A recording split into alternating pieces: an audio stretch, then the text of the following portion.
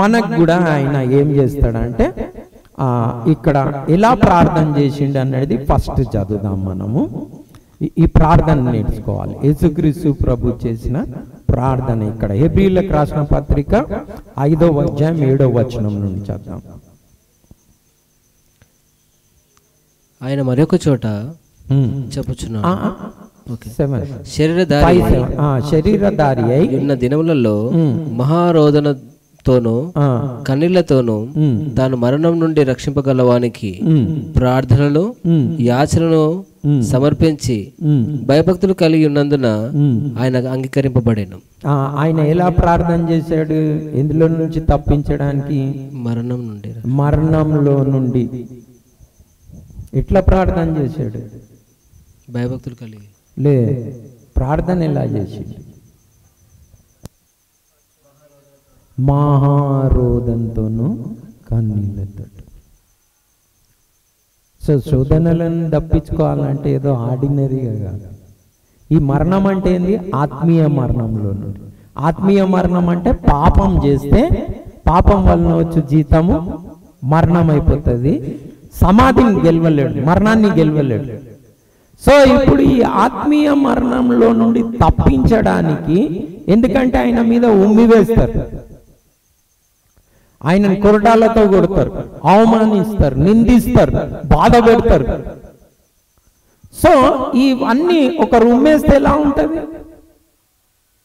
చాలా వేదనగా ఉంటుంది. సో దేవునికి ఎలా ప్రార్థన చేసిండు యేసుక్రీస్తు ప్రభు?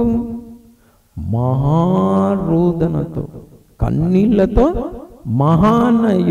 చాలా ఏడ్చి ప్రార్థన చేసిండు, గుండె పగిలేలాగా ప్రార్థన చేసిండు. అందుగురించి గెత్సెమనే తోటలో ఏమని చెప్పబడున్నదంటే ఆయన చెమట రక్త బిందుల్లాగా పడ్డట్టు చూస్తాం. సో మనం శోధనలో నుంచి తప్పించుకోవాలంటే వాళ్ళకి చెప్పిందే కాదు యేసుక్రీస్తు ప్రభు శిష్యులకి. ఈయన ఎలా ప్రార్థన చేశాడు? మహారోదనతో, కన్నీళ్లతో, ప్లస్ భయభక్తులను. దేవుని కుమారుడు అని వినలే ఇక్కడ, దేవుడు పార్షాలిటీ చూపించలే, భయభక్తులు ఉన్నది. సో మనం శోధనలో తప్పించుకోవడానికి ఎలా ప్రార్థన చేయాలి? కన్నీళ్లతో, మహారోదనతో, పాపంని జయించడానికి. ప్రభా నేను పాపంని జయించాలి, మామూలు ప్రిపరేషన్ కాదు ఇది. అలా మనం మేల్కోగలిగి కన్నీళ్లతో, రోదనతో ప్రార్థన చేయాలి. అలానే ప్రభు ప్రార్థన చేశాడు శరీరధారి అయిన దినంలో. సో అది ఎడారిలో కానీ ఇక్కడ కానీ శోధింపబడ్డప్పుడు. సో మనం కూడా అలా ప్రార్థన చేయాలి. ఇప్పుడు 4వ అధ్యాయం 4వ అధ్యాయం మనము మరి 14వ వచనంలో నుండి మనము చదువుదాం. ఇప్పుడు యేసుక్రీస్తు ప్రభు ఉన్నాడు మన కొరకు. ఆకాశ మండలం గుండా వెళ్ళిన దేవుని కుమారుడైన యేసు అను గొప్ప ప్రధాన యాజకుడు మనకున్నాడు గనక మనం ఒప్పుకున్న దానిని గట్టిగా చేపట్టుదాం. మన ప్రధాన యాజకుడు మన బలహీనత యందు మనతో సమానుభావం లేనివాడు కాడు గాని, మనతో సహానుభావం లేనివాడు కాడు గాని అన్ని విషయములలో, సమస్త విషయములలోనూ మన వలనే శోధింపబడినను ఆయన పాపము లేనివాడుగా ఉండెను. యేసుక్రీస్తు ప్రభు ఎలా శోధింపబడ్డాడు? నీకెన్ని శోధనలు వస్తాయో యేసుక్రీస్తు ప్రభుకి అవన్నీ శోధనలు వచ్చినాయి. అవన్నీ కానీ అతను ఏం చేయలే? పాపం ఎందుకు చేయలే? కన్నీళ్లతోనూ మహారోదనతోనూ ఆయన మరణంలో నుండి తప్పించడానికి ప్రార్థన చేసిండు, భయభక్తులు కలిగి ఉన్నాడు. సో రోజు పాపంని జయించాలంటే ఎలా ప్రార్థన చేయాలి? యేసుక్రీస్తు ప్రభు 40 దినాలు ఉపవాసం ఉన్నాడని ఉంటారు. ఓకే, నాకేం బాధ లేదు. కానీ యేసుక్రీస్తు ప్రభు దేని కొరకు ప్రార్థన చేశాడు? ఇల్లు ఇమ్మన్నా, పెళ్లి చేయమన్నా, డబ్బు ఇవ్వమనా, అధికారం ఇవ్వమనా, రాజుని చేయమనా? దేని కొరకు చేశాడు ప్రార్థన? శోధనలను జయించడానికి, మరణంలో నుండి తప్పించడానికి, దేవుని పరిచర్య. ఇప్పుడు ప్రార్థనలు ఏంది? బాగానే ఉన్నాయి, కానీ చాలా మట్టుకు ప్రార్థనలు వెళ్ళిన ప్రభు నాకు ఇల్లి, పిల్లల్ని పెళ్లి చేయి, డబ్బు ఇవేమి. దాని కొరకు ప్రార్థన చేస్తే లేని శోధనలలో పడతాం.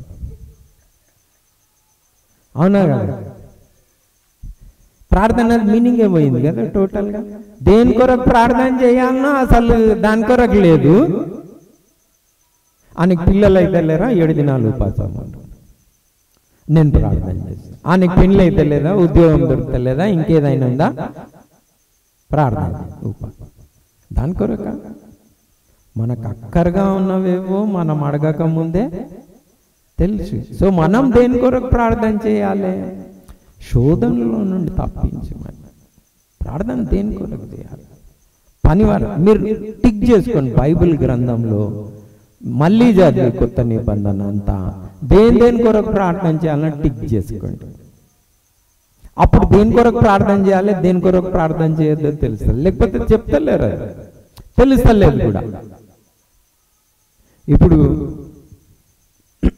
ఉదాహరణకి సేవకులైన వారిది కూడా చెప్తా. అంటే కొంతమంది, అందరం కాదు. ఇప్పుడు ఏమని ప్రార్థన చేయాలి? కోత విస్తారంగా ఉన్నది, పనివారిని పంపించమని ప్రార్థన చేయాలి. కోత విస్తారంగా ఉంది, పనివారిని ఏం చేయాలి? పంపించి. కానీ వీళ్ళు మళ్ళీ అలా చేస్తారో లేదో కానీ, ఎవరైనా పని వాళ్ళ ప్రాంతానికి వస్తారో, వీడు వచ్చి కొత్త చెడు పెడతాడు, వీడిని ఎట్లా వెళ్ళగొట్టాలని కదా.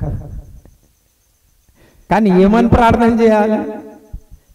కోత నేను అట్లనే పనిచేసేటప్పుడు ఏం చేసిందంటే, మా చర్చోళ్ళు వచ్చి, అరే ఆయన కొత్త పాస్టర్ వచ్చిండు, మేము ఆయనను పట్టుకున్నాము, మరి మా ఇంటికి వచ్చిండు, ఇట్లా నేను పెడుతున్నా అని మేము చెప్పినాం, మేము చేస్తున్నాం, నువ్వు వీడు ఉండొద్దు, వెళ్ళిపోవాలని చెప్పిండ్రు. కానీ మళ్ళీ నాకు వచ్చి చెప్పిండు. నేనన్నా ఎందుకు చెప్పిండ్రు అట్లా? మీరు పోయి అయినా నేను పోయి అయినా ఉన్న ఇండ్లన్నిటికీ పోయి సువార్త చెప్పేసి వస్తున్నామా? చెప్తలేము కదా. ఎవరో వచ్చి చెప్తే నువ్వెందుకు అడ్డగిస్తావు? ఎందుకు అడ్డగించాలి? మనం పోయి అట్లా చెప్పినామా? లేదు, చాలా మంది అడ్డగిస్తారు. అంటే చెప్తున్నా, ఏమని ప్రార్థన చేయాలి? ఇంకా ప్రభువా, నేను సామర్థ్యం సరిపోతలేదు, బలం సరిపోతలేదు, కోత విస్తారంగా ఉన్నది, పనులు చాలా జరగాలి, నువ్వు పనివారిని పంపించమని. అట్లా దేని కొరకు ప్రార్థన చేయాలి? అక్కడ టిక్ చేసుకోండి ప్రతి ఒక్కటి. అట్లా శోధనలో నుండి శోధనల టేక కీడు నుంచి తప్పించుమని ప్రార్థన చేయాలి. యేసుక్రీస్తు ప్రభు అలా శోధింపబడ్డాడు కాబట్టి. చదవండి ఇప్పుడు.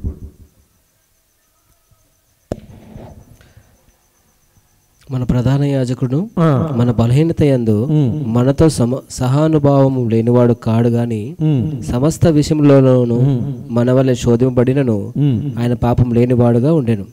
గనుక మనము కనికరింపబడి సమయోచితమైన సహాయము కొరకు కృప పొందినట్లు ధైర్యంతో కృపాసనం నొందకు చేరుదాం. ఆయన మనకి కృప కావాలని అడగాలన్నమాట. మనం పోయి ఆయన మనకు సహాయం చేస్తాడు. సో మనకి దేవుడు యేసుక్రీస్తు ప్రభు మనకు ప్రార్థన చేసినప్పుడు కృప అనుగ్రహిస్తాడు. మనం శోధనలని మరి ఏం చేయగలుగుతాం? జయించగలుగుతాం. ప్రభు ప్రార్థన చేసినట్టు ప్రార్థన మనము చేయాలి. 1 లాస్ట్ వర్స్ చూసుకొని మనం 1 కొరింథీ పత్రిక 10వ అధ్యాయం. శోధనతో పాటు మనకి దేవుడు తప్పించుకునే మార్గంని కూడా తెరుస్తాడు. మనం 12వ వచనం నుండి చదువుతాం. 1 కొరింథీ పత్రిక మరి 10వ అధ్యాయము 12, 13 వచనాలను మనం చదువుతాం. తాను నిలుచున్నానని తలంచుకున్నవాడు పడకుండానట్టు జాగ్రత్తగా చూచుకునవలెను. 1 కొరింథీ పత్రిక 10వ అధ్యాయం 12వ. నేను అయిపోయింది నాదంతా, నేను బాగున్నా నేను అని చాలామంది ఏం చేస్తున్నారంటే ఒక పీరియడ్ కాగానే అంత అయిపోయింది నేను బాగున్నా అనుకుంటున్నాను. కానీ ఏ చిన్న శోధన వచ్చినా టపటప పడిపోతున్నారు. కానీ ఇక్కడ ఏం చెప్పబడి ఉన్నది? తాను నిలిచి ఉన్నానని తలంచుకొని వాడు ఏం చేయాలి? పడకుండా జాగ్రత్తగా చూసుకోవాలి, కేర్ఫుల్గా ఉండాలి. నేను 10 years అయింది చర్చికి పోతున్నా, నో 15 years, నో. జాగ్రత్తగా ఉండాలి. ఎందుకంటే 13వ వచనం చేద్దాం. సాధారణంగా మనుషులకు కలుగు శోధన తప్ప మరి ఏది మీకు సంభవింపలేదు. సాధారణంగా మనుషులకు అందరికీ కలిగే శోధనలే మీకు. భర్త తాగుబోతూ ఉంటాడో గయ్యాలతో ఉంటుంది, రెండిట్ల నుంచి ఏదైనా ఒక కేసు ఉంటుంది. అరే నాకెందుకు ఇలాంటి భార్య దొరికింది, నాకెందుకు ఇలాంటి భర్త దొరికింది? నో, అందరు భర్తలు ఒకటే, అందరు భార్యలు ఒకటే. సో మీరు అనుకోగలరు అరే ఇదేందో అని. అందరు ఊళ్ళో ఒకటే. అందరు వాళ్ళ ఇంటి ముంగట వీళ్ళు చెత్తేస్తారు, వీళ్ళ ఇంటి ముంగట వాళ్ళు చెత్తేస్తారు. వాళ్ళ కాంపౌండ్ వాళ్ళు తెలుస్తుంది, వీళ్ళ కాంపౌండ్ వాళ్ళు తెలుస్తుంది. అందరు పోట్లాడుకుంటారు. కొత్తగా ఏం లేదు. సో ఈ ఊరు ఇడిచిపెట్టిపోవాలి, ఈ చర్చి ఇడిచిపెట్టిపోవాలి, ఏం లేదు. మనుషులకు అందరికీ ఏం కలుగుతాయి? సాధారణంగా కలిగే శోధనలు కూడా మనకు కూడా కలుగుతాయి. దేవుడు నమ్మదగినవాడు, దేవుడు నమ్మదగినవాడు. మీరు సహింపగలిగిన అంతకంటే, మీరు సహింపగలిగిన దానికంటే ఎక్కువగా ఆయన మిమ్మల్ని శోధింపబడని. మీరు 7th class చదువుకుంటారు అనుకో, మీకు 7th class శోధనలే వస్తాయి. దేవుడు ఏం చేస్తాడు? ఇటు 7th చదువుకున్నాడు, ఎగ్జామినేషన్ ఇంకెంత పెట్టాలి? 7th పెట్టాలి. ఏ స్కూల్లోనైనా 7th class చదివేటోళ్ళకి 8th class, 9th class, 10th class paper ఇస్తారా? మనకే ఇంత పిచ్చోళ్ళం అయ్యండి. మనమే ఇవ్వకపోతే దేవుడు ఎట్లా లవ్ చేస్తాడు? చెయ్యడు. మనం అనుకుంటున్నాం ఏంది ప్రభా 7th వచ్చేసి అబ్బా నాకేం శోధన. బాబు నువ్వు 7th కూడా ఫెయిల్ కాలే, పాస్ కాలే, అది నీ కండిషన్. మనం ఇంకా ఆడనే ఉంటున్నాం. సో ఇదొక వాగ్దానం ఉన్నది. అంటే ఇది ఎందుకు సాధారణ చెప్పాలి, మనం చేయాలి. నేను ఈ శోధన జయించగలుగుతా, అందు గురించే ఈ శోధన నాకు వచ్చింది. సో మనం దాన్ని జయించగలుగుతాం. ఇంకేం చేస్తాడు చూడండి. అంతేకాదు సహింపగలుగుటకు ఆయన శోధనతో కూడా తప్పించుకునే మార్గమును కలుగజేయను. సహించుటకు ఏం చేస్తాడు? శోధనతో పాటు తప్పించుకునే మార్గం కూడా చూపిస్తాడు దేవుడు. సో మనం శోధనలో పడిపోయే అవసరం లేదు. ఫస్ట్ మనం జయించగలుగుతాం. ఎందుకంటే ఎంత మనం చదువుకున్నామో, ఎంత ఆత్మీయంగా ఎదిగినామో ఆ లెవెల్ శోధనలే వస్తాయి. దేవుడు అట్లా అలౌ చేస్తాడు. అంతేకాదు సహించుటకు ఏం చేస్తాడు? తప్పించుకునే మార్గం కూడా ఏర్పాటు చేస్తాడు. కాకపోతే మనము మెల్కగా ఉండి ప్రార్థన చేస్తలేం. మన చింతలన్నీ వేరే, అది సంపాదించాలి, ఇది సంపాదించాలి, ఇక్కడ పోవాలి, అక్కడ పోవాలి, ఇవి కావాలి, అవి కావాలని ఉన్నాయి. కానీ మెలుకగా ఉండి అరే పొద్దున్న లేస్తే ఇన్ని శోధనలు వస్తాయి, వీరు వారు అన్నీ, మరి నేను ఎట్లా తప్పించుకోవాలి అని మనం ప్రార్థన. యేసుక్రీస్తు ప్రభు ఎలా ప్రార్థన చేశాడు? కన్నీళ్లతోనూ మారోదనతో ప్రార్థన. అలాంటి ప్రార్థన మనము నేర్చుకోవాలి. మన అక్కర్ల కొరకు ప్రార్థన చేసే అవసరం లేదు. మనం అడగక ముందే పరలోకపు తండ్రికి తెలుసు. దేవుని రాజ్యంని, ఆయన నీతిని మొదట వెతికినప్పుడు ఖచ్చితంగా అవన్నీ అనుగ్రహిస్తాడు మనకి, మనం అలా జీవించినప్పుడు. సో శోధనలు మంచివి, మనం మేల్కోగలిగి ప్రార్థన చేయాలి. యేసుక్రీస్తు ప్రభు మరి అలా ప్రార్థన చేశాడు అని మనకు చాలా తీటగా ఉన్నది. కాబట్టి మనకు హెల్ప్ కూడా చేస్తాడు. అలాగనే దేవుడు కూడా మనకి మరి ఎక్కువ శోధింపబడనీయాడు. అలాగనే శోధన సహించుటకు తప్పించుకునే మార్గం కూడా ఏర్పాటు చేస్తాడు. కాబట్టి శోధనలు మంచివి, మనం 100% జయించవచ్చు. కాకపోతే ఫెయిల్ అవుతున్నాము అంటే దానికి కారణం ఏంది? ప్రార్థన చేయట్లేదు, దేవుణ్ణి అడగట్లేదు, కృపా సింహాసనం దగ్గరికి పోవట్లేదు, కృప పొందుకున్నట్లేదు. కృప పొందుకుంటే ఖచ్చితంగా మనం శోధనలన్నింటినీ జయించగలుగుతాం. ఓకే, ప్రార్థన చేసుకుందాం. ఎవరైనా ఒకరు